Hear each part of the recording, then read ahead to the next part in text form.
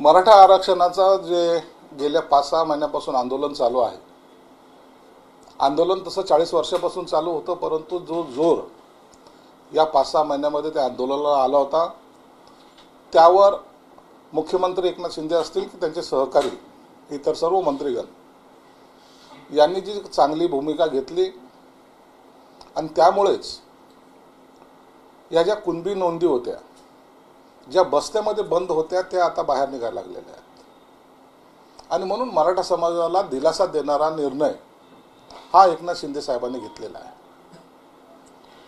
जरांगे पाटलांनी जे आंदोलन सुरू केलं होतं, त्या आंदोलनाचं हे फलित आहे। आंदोलनाच्या मागण्या ज्या होत्या त्या पूर्ण करण्याचं काम शिंदे साहेबांनी केले, हा अख्खा महाराष्ट्र जाणतोय। परंतु आंदोलन मराठा समाजाचं एक आंदोलन आणि ओबीसी समाजाचं चालू असलेलं आंदोलन, यामध्ये कुठेही क्रॉसिंग होऊ न देता किंवा यामध्ये आपसामध्ये कुठेही भांडणं न होता ओबीसी समाजाला त्यांच्या आरक्षणाला धक्का न लावू देता मराठा समाजाला कसं आरक्षण देता येईल या संदर्भामध्ये शिंदे साहेबांनी जी भूमिका घेतली त्याचं महाराष्ट्रामध्ये सर्वकडे स्वागत केले जात आहे।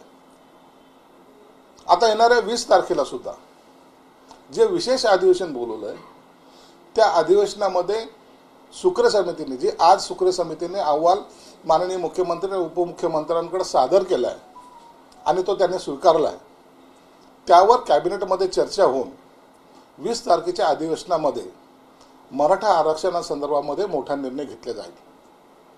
आणि म्हणून या मधल्या काळामध्ये पूर्वी सुद्धा जे नवी मुंबईला आंदोलन झालं, त्या आंदोलनामध्ये स्वतः मुख्यमंत्री एकनाथ शिंदे साहेब जाऊन जरांगे पाटलांची त्यांची चर्चा झाल्यानंतर जे परिपत्रक दिलं होतं त्यावर सुद्धा त्यांनी समाधान व्यक्त केलं होतं, ज्याला राजपत्र आपण म्हणतो। आणि त्यानंतर मध्ये पुन्हा त्यांनी एकदा जेव्हा उपोषणाचा इशारा दिला आणि उपोषणाला सुरुवात केली, त्यावेळेला हा महाराष्ट्रासाठी चिंतेचा विषय ठरला होता। कारण त्याच्या मागचं असं आहे की ज्यांनी आंदोलन उभं केलं, ज्यांनी आंदोलनाला दिशा द्यायचा प्रयत्न केला, त्यांच्या तब्येतीवर कुठेही परिणाम होऊ नये ही सरकारची भूमिका आहे आणि आजही आहे, ती कायम आहे। काही लोकांनी जरांगे पाटलांच्या आंदोलनावर सुद्धा शंका उपस्थित करायचा प्रयत्न केला। मी त्यांनाही सांगेन, एका प्रामाणिक माणसाने केलेलं हे आंदोलन, त्याला कुठेही गालबोट कसं लावता येईल हा प्रयत्न इतरांकडून केला जातोय।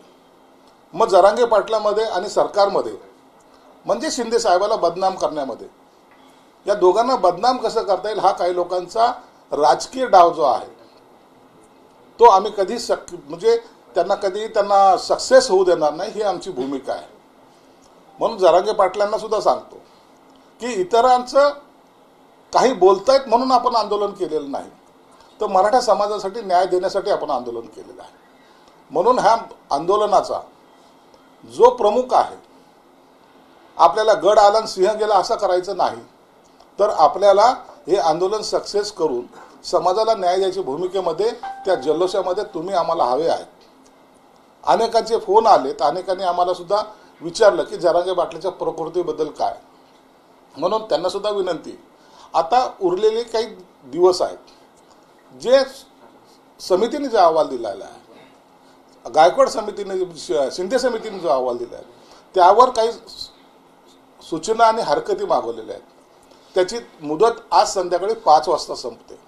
ही जी काही कायदेशीर प्रक्रिया आहे, ही प्रक्रिया पूर्ण करणं गरजेचं आहे। जर त्यापूर्वी जर काही निर्णय घेतले तर त्याला कायदेशीर बेस असणार नाही, ही गोष्ट लक्षात घ्या। जर कायदेशीर बेस नसला आणि त्याला जर कोणी चॅलेंज केला तर मग पुन्हा मागच्यासारखं एका हाताने द्यायचं आणि दुसऱ्या हाताने घ्यायचं, वापस घ्यायचं, ही परिस्थिती येऊ नये, ही शिंदे साहेबाची भूमिका आहे। म्हणून सर्व कायदेशीर प्रक्रिया पूर्ण करायला जो काही 2-3 दिवसाचा वेळ लागतोय, या 2-3 दिवसाचा वेळ हे आपल्याला घेणं गरजेचं आहे, त्याला आपण टाळू शकत नाही, कोणत्याही परिस्थितीत टाळू शकत नाही। म्हणून 20 तारखेला जे काही आता अधिवेशन सुरू होईल, त्या 20 तारखेला अवघे राहिलेले 4 दिवस आहेत। या 4 दिवसामध्ये हा निर्णय होणार आहे। या 4 दिवसासाठी आपण करत असलेलं उपोषण, या उपोषणामुळं समाजावर किंवा इतर लोकांना जी तुमच्याबद्दलची काळजी वाटते ती काळजी सुद्धा आपण लक्षात घेतली पाहिजे। म्हणून विनंती सरकारच्या माध्यमातून आमच्या सर्वांच्या माध्यमातून राहील की तुम्ही हे उपोषण मागं घ्यावं आणि 20 तारखेला जेव्हा हा निर्णय होईल त्या टायमाला जसं शिंदे साहेब सांगतायत की ओबीसी समाजाच्या आरक्षणाला कुठेही धक्का न लावू देता मराठा समाजाला आपल्याला आरक्षण द्यायचं आहे. आणि आज सकाळी सुद्धा प्रेसमध्ये त्यांनी एक मोठी घोषणा केलेली आहे की ज्यांच्या कुंडीच्या नोंदी सापडलेल्या आहेत त्या व्यतिरिक्त असलेल्या मराठा समाजाला सुद्धा आरक्षणामध्ये समावेश केला जाईल. ही फार मोठी घोषणा आज मला वाटतं शिंदे साहेबांनी केली.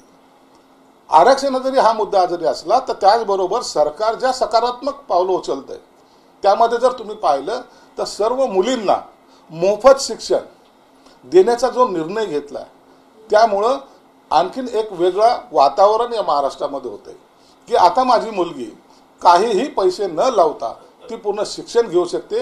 हा एक मोठा निर्णय या सरकारने घेतलाय. सरकार या सर्व बाजूला पॉझिटिव्ह असताना जरांगे पाटलामध्ये आणि शिंदे साहेबांमध्ये कोणत्या ना कोणत्या प्रकारे वितुष्ट कसं येईल, कशा ना कशा प्रकारे या आरक्षणाचा मुद्दा भरकटून या दोन इतर समाजामध्ये सुद्धा भांडणं कसे लावता येईल हा जो काही लोक प्रयत्न करतायत कृपया त्यांना त्या प्रयत्नापासून आपल्याला रोखायचं आहे. म्हणून आपण एकजुटीने एकमतानं एक दिलानं हा आपण आरक्षणाचा मुद्दा सोडवणार आहोत. त्याबद्दल तुम्ही शिंदे साहेबांनी जो शब्द दिलाय त्यापासून ते मागे हटणार नाही. हे आपली तुमची आमची सर्वांचीच मनोमत तुम्हाला सुद्धा खात्री आहे. म्हणून 20 तारखेपर्यंत आपण आता जे अधिवेशन येतं तो पण वाट पाहावी. निश्चितच मराठा समाजाला सन्मानानं आरक्षण दिलं जाईल. तोपर्यंत जरांगे पाटलांना काय विनंती आहे? जरांगे पाटलाला तीच विनंती आहे, तब्येतीची काळजी घ्या. समाजाचं नेतृत्व करत असताना तुम्हीच जर आजारी पडला तर त्याचा परिणाम हा समाजावर होत असतो. नेता हा खंबीर असला पाहिजे. म्हणून तुम्ही तुमच्या तब्येतीची काळजी घ्या. उपोषण सोडावं अशी विनंती या माध्यमातून मी त्यांना करणार आहे. पण याच्यामध्ये जी जरांगे पाटलांची मागणी आहे की ओबीसीतूनच आरक्षण द्यावं ही मागणी मात्र सरकारने अमान्य केलेली दिसते. आरक्षण द्यावं ही महत्वाची मागणी. आरक्षण कसं द्यायचं आणि कोणत्या पद्धतीने द्यायचं, समाजावर ओबीसी समाजावरही अन्याय होता कामा नये ही सरकारची भूमिका आहे. म्हणून मराठा समाजाला आरक्षण देताना या सर्व बाबीचा कायदेशीरपणे अभ्यास करून टिकणारं आरक्षण देण्याची भूमिका सरकारने घेतलेली आहे. म्हणून त्यांच्या आरक्षण जेव्हा 20 तारखेला जेव्हा जाहीर होईल त्या टायमाला हे सर्व मुद्दे क्लिअर होतील. 50%च्या पुढची जी मर्यादा जी आहे ती ओलांडली जाणार आहे. मग हे कायद्याच्या कसोटीवर आरक्षण कसं टिकेल या सर्व बाबीचा विचार सरकार करतंय. म्हणून सरकारने भूमिका हे घेतलेली आहे की मराठा समाजाला आरक्षण देताना ते टिकणारं आरक्षण आम्हाला द्यायचं आहे. टिकणारं आरक्षण द्यायचं आहे. घोषणेचं आरक्षण नव्हे तर टिकणारं आरक्षण देणं ही सरकारची भूमिका आहे. मागासवर्गीय आयोगाचा अहवाल पॉझिटिव्ह आहे. आज सकाळी त्यांनी सबमिट केला आहे. मुख्यमंत्र्यांनी तो स्वीकारलेला आहे. त्यावर साधक बाधक चर्चा होईल आणि त्या चर्चेच्या नुसार कॅबिनेटमध्ये जेव्हा जाईल यावर चर्चा होऊन नंतर तो विधानसभेमध्ये 20 तारखेला दुपारी 12 वाजता हा विधानसभेमध्ये येईल आणि सर्वांचं मत घेऊन त्याला एकमताने कसं पास करता येईल यावर सरकार पॉझिटिव्ह निर्णय घेण्याच्या मनस्थितीत आहे. आरक्षण तुम्ही म्हणताय म्हणजे वेगळं आरक्षण त्यांना देण्यात येईल कदाचित. मग ज्या मराठा समाजातील लोकांना आतापर्यंत ओबीसी प्रमाणपत्र दिलेली आहे त्यांचा समावेश ओबीसी मध्ये झालाय त्यांचं पुढे काय? त्यांचं नाही, सर्वांचंच. मराठा समाजाचं आता याला किंवा त्यांना असं नाही. पण पूर्वी ज्यांना कुणबी सर्टिफिकेट दिलेत ते ऑलरेडी कुणबी आहेत ते तर त्यांचा समावेश तर आहेच आहे. ज्यांना आणखी कुणबीचे म्हणजे त्यांना दाखले नाही, त्यांच्या नोंदी नाहीत अशा समाजाला सुद्धा या आरक्षणामध्ये सामावून घेण्याची सरकारची भूमिका आहे. पण ज्यांना ओबीसी दिले त्यांचं काय? त्यांनी घेतलेत आता ओबीसी ते तर ऑलरेडी आहेतच ना. त्यांचं काय? ते तर आहेच. त्यांना त्यांचं थोडी आरक्षण काढणार आहोत. देवेंद्र फडणवीसांची मुलाखत झाली ज्यामध्ये त्यांना प्रश्न विचारला होता की आरक्षण दिलं किंवा दिलं नाही म्हणून कुठेच सरकार कोसळले नाही. देशभरातल्या आरक्षण आंदोलनाचा निवडणुकीवर परिणाम झालेला दिसत नाही अशा स्वरूपाची प्रतिक्रिया देवेंद्र फडणवीस दिली. हे जरी सत्य असलं तरी ज्या 40 वर्षापासून मराठा समाज आपल्या भूमिकेसाठी आपल्या मागण्यासाठी लढतोय त्यांना ज्यांनी खेळवलं यापूर्वी ज्यांची सरकारं होती त्यांनी त्यांना खेळवत ठेवलं. त्यांचा वापर हा राजकारणासाठी केला गेला आणि ते कुठंतरी थांबलं पाहिजे म्हणून एक ठाम भूमिका एकनाथ शिंदे साहेबांनी घेतलेली आहे. आणि मला वाटतं हा विषय कधीतरी एकदाचा हा संपला पाहिजे या भूमिकेतून अख्खे सर्वसामान्य जनतासुद्धा आहे. म्हणून आता हा विषय राहणार नाही. दरवेळेला लोकांना मूर्ख बनवण्याचा धंदा पूर्वीचे ज्या राजकारण्यांनी केले, जे आजही त्याच्याबद्दल अक्षरही काढत नाही, तोंडही उघडत नाही, त्यामुळं शिंदे साहेबांनी हा ठाम निर्णय घेण्याचा प्रयत्न केलेला किंवा त्यांनी हा निर्णय घेतलेला आहे. महाराष्ट्राचा पुढचा मुख्यमंत्री महायुतीचाच असेल असं देवेंद्र फडणवीस म्हणतात. भाजपचं संख्याबळ जास्त असलं तरी संख्याबळाच्या आधारावर मुख्यमंत्री ठरणार नाही, तिन्ही पक्षांना विचारात घेऊन वरिष्ठ निर्णय घेतील असं वाटतं. मुख्यमंत्री कोण असावा, मुख्यमंत्री कधी ठरवलं जाईल या संदर्भामध्ये वरिष्ठ पातळीवर जे काही निर्णय होईल तो सर्वांना मान्य असेल आणि निश्चित महायुतीचाच मुख्यमंत्री राहील एवढं मात्र निश्चित आहे. उद्धवजींनी आमच्यासाठी दारं बंद केली, ठाकरेंनी आमचं मन दुखावलंय, त्यामुळे जिथं मन दुखावतात तिथं युती होत नाही असं फडणवीस. उद्धवजींच्या बाबतीमध्ये त्यांचा असलेला स्वभाव, त्यांची असलेली रणनीती याचा जर परिणाम आता पाहिला तर ज्यांच्याबरोबर त्यांनी आघाडी केली होती त्या आघाडीमध्ये सुद्धा किती मतभेद आहेत हे आपल्याला लक्षात येईल. आणि शिवसेना भाजपची ही पारंपरिक युती होती, ती टिकावी ही सर्वांची मनोमन इच्छा होती. आमचंही त्यांनी ऐकलं नसल्यामुळंच आम्हाला उठाव करावा लागला आणि शिवसेना भाजप म्हणून पुन्हा आम्ही सत्तेत आलो. कदाचित त्याच अनुषंगानं देवेंद्र फडणवीस साहेबांनी त्यांना जे काही दुखवलं गेलं असेल त्यामुळे ही युती भविष्यात होणार नाही असं संकेत त्यांनी दिले असावे. पहाटेच्या शपथविधीमुळे अजित पवारांना विलन करण्यात आलं होतं, पण ज्यांनी विलन केलं ते आता तोंड घशी पडलेत असं फडणवीस म्हणतात. पहाटेचा शपथविधी असेल, पक्षामध्ये असलेली हुकुमशाही असेल, इतरांचं घर फोडण्याचं काम असेल, हे ज्या शरद पवार आणि त्यांच्या अनेक लोकांनी केलं होतं. म्हणून म्हणतात की जैसे कर्म करेगा वैसा फल देगा भगवान. आज त्यांच्या हातातून पक्षही गेलाय आणि नेतेही गेले. दुसरं, तुमचे मित्र संजय राऊत यांचे प्रश्न. राहुल नार्वेकरांनी एक नवीन हास्य जत्रेचा एपिसोड लिहिला आहे असं त्यांनी म्हटलं कालच्या राष्ट्रवादीच्या अपात्रतेच्या निर्णयावर.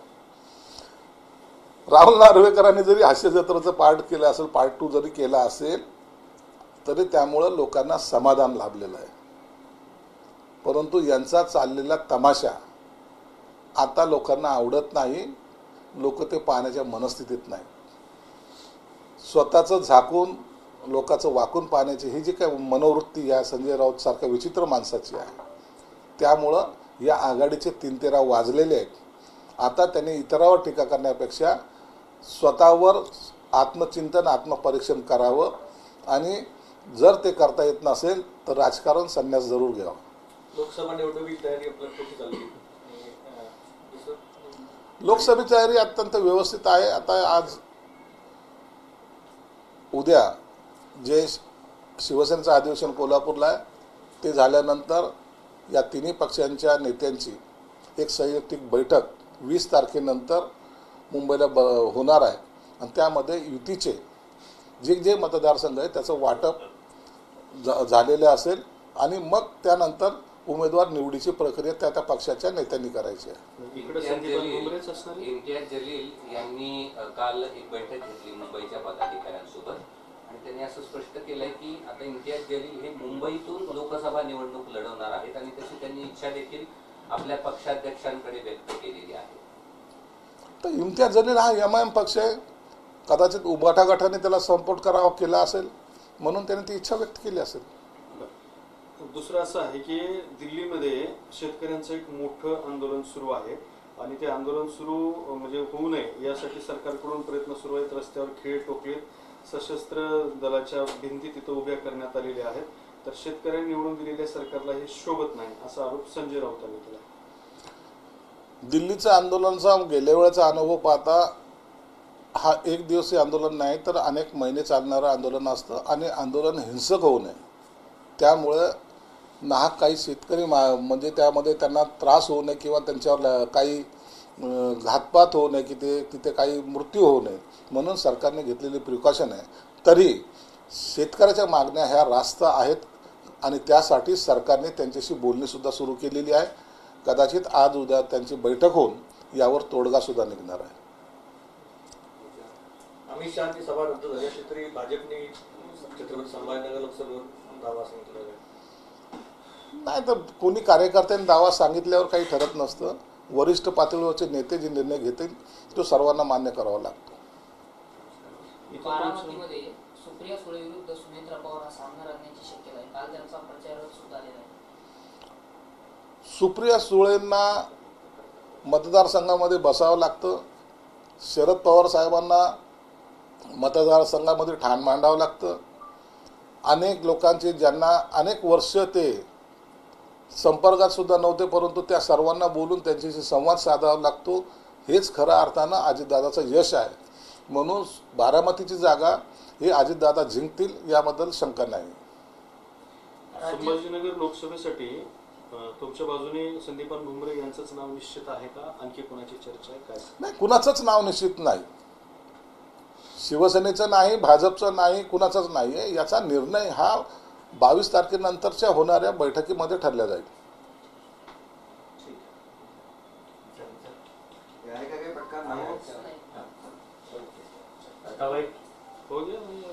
इम्तियाज जलीलवर जरा सविस्तर बोला ना. इम्तियाज जलील यांच्यावर जरा सविस्तर बोला. इम्तियाज जलीलने जातीचा आधार घेऊन किंवा इथलच्या काही मुस्लिम तरुणाचे डोके फिरून पूर्वी एकदा आमदारकी लढली. गेल्या वेळेला लोकसभेमध्ये हिंदू मताचं विभाजन झाल्यामुळं त्यांचा विजय झाला होता. परंतु ती चूक संभाजीनगरची जनता आता करणार नाही हा विश्वास जेव्हा त्यांच्या मनात आला आहे त्या टायमाला त्यांनी हा मतदारसंघ आता सोडला पाहिजे आणि जिथं बाहुबल्य मुस्लिम समाज आहे त्या ठिकाणून जाऊन इलेक्शन लढवावी असा कदाचित त्यांचा मनोदय असेल आणि ते निवडताना तसाच मतदारसंघ निवडायच्या मनस्थितीत आहेत. परंतु महाराष्ट्रामध्ये ते त्यांना कुठेही थारा मिळणार नाही आणि जे भाजप शिवसेना आघाडीचे जे काही युतीचे महायुतीचे जे उमेदवार निवडून येणार ते 45+ असल्यामुळं यमाम आता अस्तित्वात महाराष्ट्रात राहणार नाही एवढं मात्र निश्चित आहे. वंचित बहुजन आघाडीचे जे प्रकाश आंबेडकर आहेत त्यांच्या मतदारसंघातूनच लोकसभेचा प्रचाराचा नारळ परवा ते फोडतात. याकडे तुम्ही एक राजकीय विश्लेषक आणि एक राजकारणी म्हणून कसं बघता? नाही, प्रकाश आंबेडकरांचा तो अकोला मतदारसंघ असलेला हा बालेकिल्ला आहे. वंचित आघाडीच्या पूर्वी सुद्धा बहुजन विकास आघाडीच्या नावाखाली पूर्वी जेव्हा त्यांनी पुन्हा इलेक्शन लढलं होतं आणि ते लोकसभा अकोलाच होतं मतदारसंघ म्हणून त्यांची सुरुवात सुद्धा मला माझ्या अकोल्यापासून करायची हे त्यांनी मनोमन ठरवलेलं. आघाडीमध्ये जायच्या पूर्वी सुद्धा त्यांनी सांगितलं होतं की मी अकोल्यातून लोकसभा लढणार आहे. त्यांनी स्वतःहून डिक्लेअर केलेलं आहे. म्हणून उद्या आघाडी हो अथवा न हो प्रकाश आंबेडकर साहेब हे अकोल्यातून लोकसभेचे उमेदवार असतील हे निश्चित झालेलं आहे. म्हणून आता त्यांनी आघाडींनी त्यांच्याबरोबर यायचं का नाही यायचं हे आघाडीने ठरवायचं आहे. पण प्रकाश आंबेडकरांची भूमिका स्पष्ट आहे. त्यांनी ती जागा तुम्ही सोडाल आणि मी घेईन असं न करता मी ती जागा लढवणार आहे. तुम्हाला माझ्याबरोबर यायचं की नाही यायचं हे तुम्ही ठरवा हा एका अर्थानं दिलेला इशारा आहे. ओबीसी तिथे जाऊन महाराष्ट्राचा प्रचाराचा नारळ फोडणार आहेत. कधी काळी त्यांच्यासोबत युती केलेले जे प्रकाश आंबेडकर त्यांच्याच मतदारसंघातून प्रचाराचा नारळ ते फोडणार आहेत. ओबीसी एमआयएम जर सेपरेट लढत असेल तर एमआयएमला तिथं भविष्य नाही आणि अकोल्याची जनता एवढी दूधकुळी नाही. प्रकाश आंबेडकरांना तिथं चांगल्या प्रकारचा सपोर्ट मिळतोय हे आम्ही सुद्धा पाहिलेलं आहे. म्हणून त्या ओबीसी आला काय आणखीन कुणी आलं काय त्या मतदारसंघामध्ये त्याचा परिणाम होणार नाही. 10 जागा लोकसभेच्या लढणार एमआयएम तर 10 का लढतात 48 लढल्या पाहिजेत. 10 लढायचं काय? एमआयएम ही फक्त मुस्लिमांची डोकं फिरवण्यासाठी किंवा त्यांना आपल्याकडं एक केंद्रित करण्यासाठी एक मी तुमचा मसीहा आहे या भावनेतून एमआयएम ही आपल्या प्रचाराची रणनीती आखत असते. हाच प्रकार त्यांनी यूपीमध्ये केला, हाच प्रकार त्यांनी बिहारमध्ये केला, हाच प्रकार गुजरातमध्ये करायचा प्रयत्न केला. परंतु तिथं कुठेही त्यांना यश आलं नाही हे सर्वजण पाहत आहेत. म्हणून एमआयएम आता जी काही होती ती आता इथं राहणार नाही. त्यांचा भुईसपाट जरूर होईल, हे आपल्याला लवकर दिसून येईल. थँक्यू. एबीपी माझा, उघडा डोळे बघा नीट.